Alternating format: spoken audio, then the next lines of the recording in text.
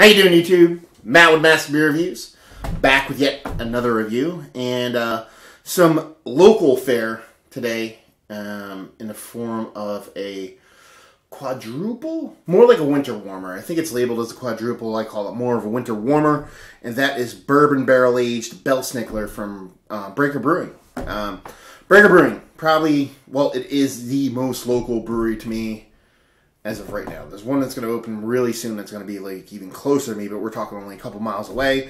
Super awesome dudes.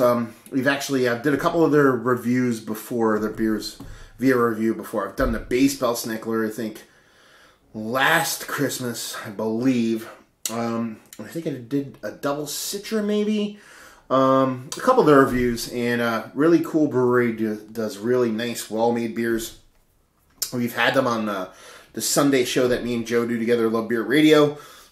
He did we had him on the show and kind of just did a whole kind of brewery spotlight thing. So if you want to check it out, head over and check it out in the Love Beer Radio section, playlist and all that fun stuff. But this is their first, I believe it's their first attempt at barrel aging anything. They ended up procuring a bourbon barrel, and they threw this beer in it. It's probably, I would imagine, based off all the offerings that I've had from them, maybe sans their barley wine, probably the best beer that would work for barrel aging. So super excited to give it a whirl because, you know, it's sometimes a little tough to barrel age stuff. There's a lot of components going on, so really chomping at the bit to give it a whirl. Literally got released yesterday, so let's see what she has. As far as what it says on the bottle, Bourbon Barrel Aged Belsnickler 2015. The Belsnickler was a 19th century Pennsylvania Dutch sinister Santa with variations of the legend stemming from Europe, traveling from house to house. The Belsnickler waves switches in the air and announces his presence. He left treats for good little girls and boys, while naughty children found themselves at the end of his whip. So, apropos, it's pretty much the Dutch version of Krampus, I guess you would say. This is bottled on December 10th, 2015. This is D12, so 2 days old in bottling. And that's pretty much it. Other information, a couple things I noticed different. Bump in ABV, as you would expect. Some breweries actually don't have any bump in their ABV when they barrel age stuff. This one was, I believe, 8.1 the past couple of years. It is now a solid 9. And the only other difference, the Belsnickler guy. It looks very similar to the label from all the old ones. But if you look real closely, if you've noticed it, I think it's Chris, one of the brewers. They kind of just photoshopped his face into it. I believe that's him. If not, I could be wrong. But yeah, that's the only other difference I kind of see on here, other than the whole barrel age part of it. So yeah, label-wise, it's cool. I like that little like subtle twist. I'm kind of mixing the face up and stuff like that. And it's got a really nice kind of like golden kind of cap to it too. So I dig it. So there we go. So Breaker Brewing's Bourbon Barrel Aged Belsnickler. Very golden. I remembered it being a little bit hazier from can't even speak correctly. Previous iterations, but I could be wrong. Let's see here. Finger, pillowy kind of head. Nice creaminess to it. Pretty neurotic bubbles. And it's not super clear. It's kind of opaque. You can definitely see through it. Subtle carbonation. Just ever so slightest bit of haziness to it. And it's got like this orange mixed with mahogany kind of color going on. Head is khaki in color. Leg-wise, actually pretty nice cascading kind of legs. You can see like layer on layers with the legs, so that's pretty cool.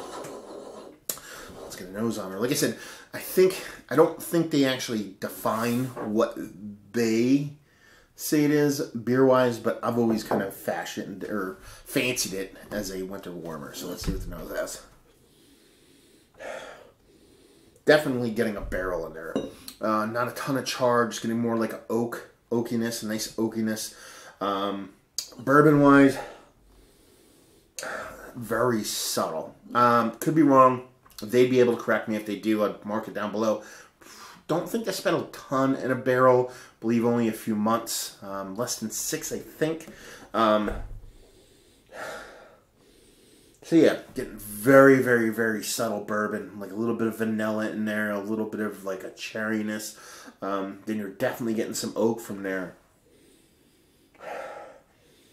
Getting a sweet, kind of, that sweet barrel bourboniness, which is very subtle, kind of mixing with a sweet malt in there. So yeah, I mean, it just smells like a very, like, how do I put it? I always fancied it as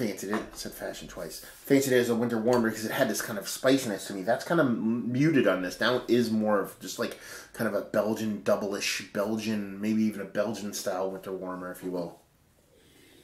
So yeah, I mean, she smells like a very gently subtle yet rich barrel-aged Christmas beer, or at Christmas ale, I guess you would say. So she looks cool. She smells nice.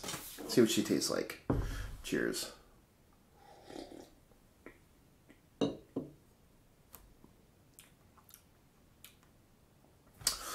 Barrels coming, the bourbon and the barrels coming through quite a bit more in the mouth than it is in the actual nose. Not that it's super in your face, it's not like punching you, but it's definitely there. Very sweet, very fruity.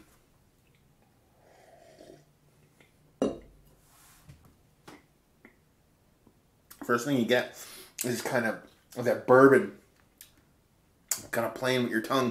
You think it's going to explode and be this boozy bomb, but it never does. It just kind of lingers with this like sweet kind of cherry with almost like a tannic, slightly tannic kind of cherry skin, along with an oak, a nice decent oakiness. Again, not char, more like a fresh oakiness. And that kind of bourbon floating around in there. Again, it's a sweet bourbon. There's really not much booziness to it. Nice mouthfeel.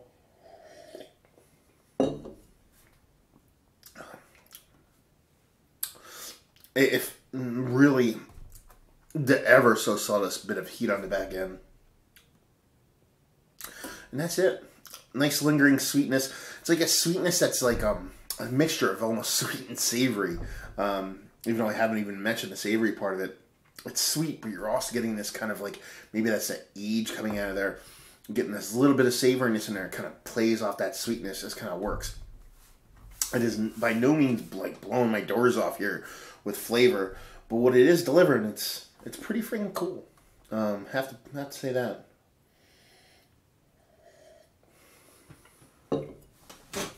Now, like I said, I've always kind of, not struggled, but always said it's kind of like a Belgian style winter warmer.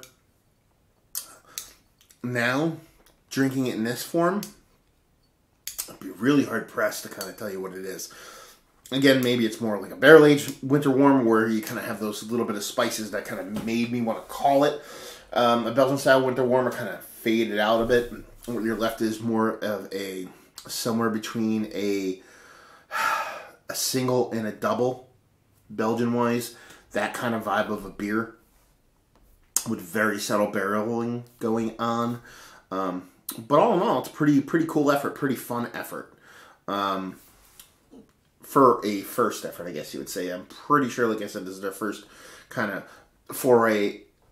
I'm sure they've messed with barrels before. But I mean, as far as a regular release, taking one of their more known beers, one of their bottled beers, and putting it in a barrel.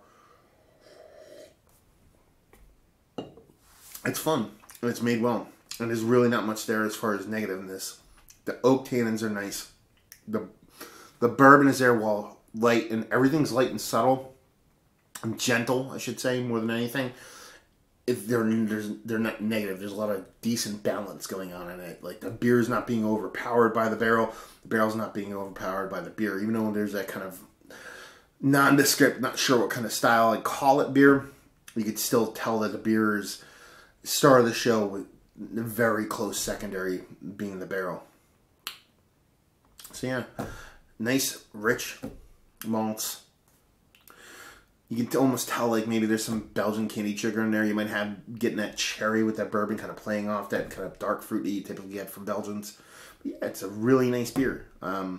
Definitely very seasonal, I guess you would say. Very Christmassy kind of beer for me. So I dig it. So let's talk about it. Is it one of the better beers I've had as of late? No. Is it one of the better bourbon barrel-aged beers I've had as of late? No. Is it one of the better local beers that I've had as of late? Yes. There's been a couple barrel-aged offerings come out locally, and this is probably up there.